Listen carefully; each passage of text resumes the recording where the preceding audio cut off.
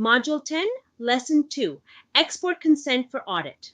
The request usually arrives as an email. Please provide evidence of consent for your mailing list for the period in question. This lesson is the 10-minute version of answering it. On the consent log, set the filters to match the request, the date range, the event types, a specific audience if the auditor narrowed it. Exporting exactly what was asked, no more, is good practice in both directions, complete for the period and not a data dump of unrelated subscribers.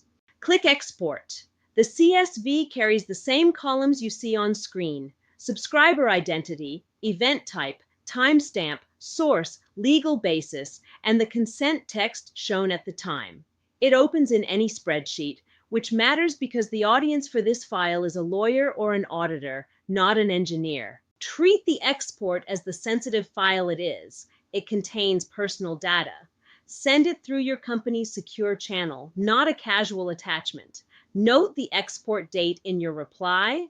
The ledger keeps accruing events after your snapshot, and delete local copies when the audit closes. The reason this lesson is short is the reason the product is built this way.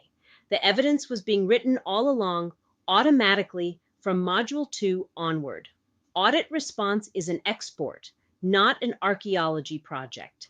Last lesson of the module, the workspace audit log. The same evidence discipline applied to what your own team does in the product. See you there.